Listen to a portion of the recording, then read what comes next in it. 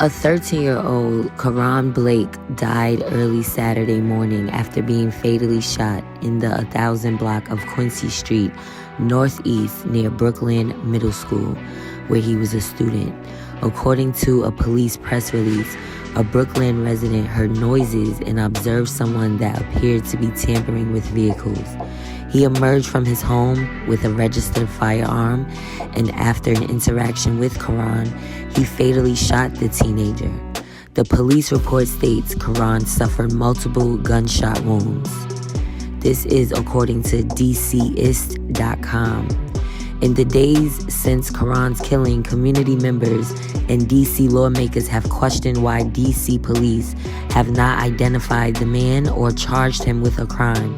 In a statement on Monday, Ward 5 Councilmember Zachary Parker asked for the community to join him in calling on the Metropolitan Police Department and the U.S. Attorney's Office to hold accountable the individual who took Karon's life.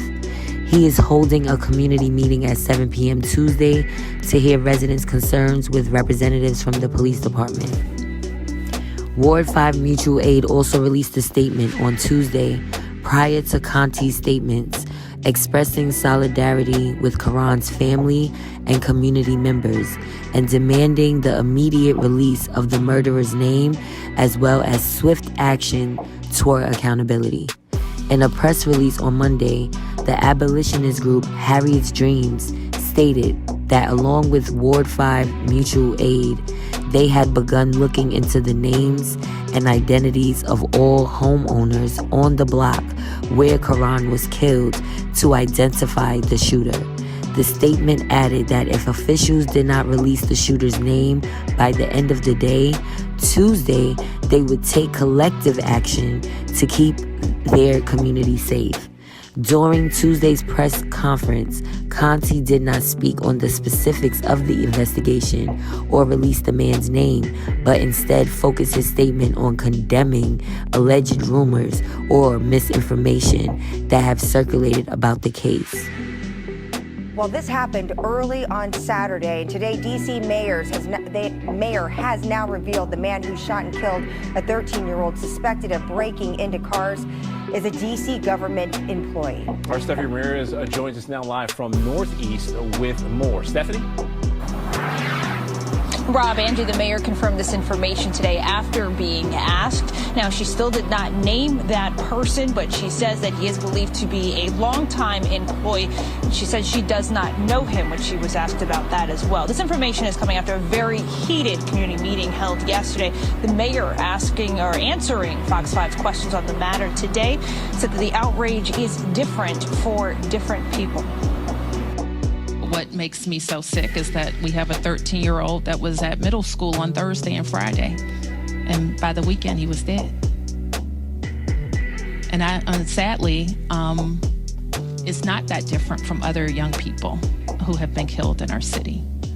And we know who pulled the trigger in this case.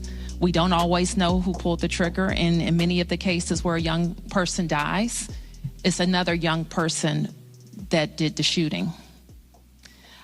So what's the same is that we have a young person that should be alive. Guys, dozens of residents packed the Turkey Thicket Recreation Center last night, voicing their frustration that the shooter was not immediately arrested or identified. Many people believing that the man not being identified as well is being protected for some reason. What we know is that the shooter went to inspect some kind of noise and confronted a 13-year-old, Karon Blake, who was allegedly breaking into cars a little before 4 in the morning on Quincy Street Northeast this past Saturday. Sources said police were not able to immediately obtain a warrant, only having the shooter's account of events. The chief would not share what happened leading up to those shots fired, saying that that'll go before a grand jury to investigate whether charges should in fact be filed. I do know as recently as today, police were looking into surveillance video. One in particular, I'm told, shows a vehicle pulling up and 2 people getting out, but does not show the actual shooting. Police did find a stolen vehicle left behind after the shooting. A police report saying that that vehicle was believed to have been taken from another area of Northeast D.C. sometime the night before or earlier that morning. Today on scene here, I talked with a neighbor who said he doesn't care who the shooter is, that only boys delivering newspapers should be out at that time. Another neighbor yelled out the window, police need to identify this shooter and arrest that person to hold them accountable. A lot of different reactions to this case still. The mayor has confirmed that employee is on paid administrative leave. Back to you.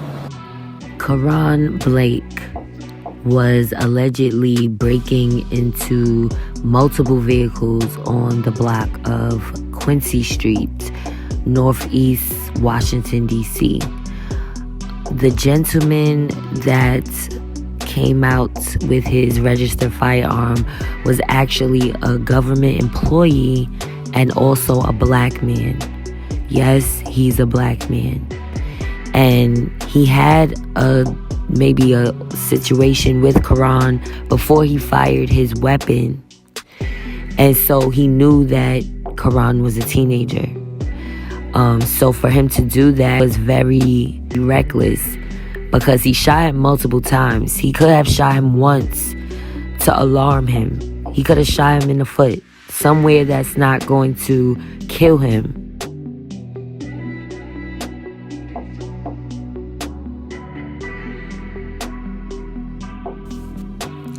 I was sent this article by one of my subscribers. Thank you for sending this to me. A lot of the people responding on social media are divided on this. Because this is a black man, he's a government employee, there's some individuals that feel like he was not in the wrong.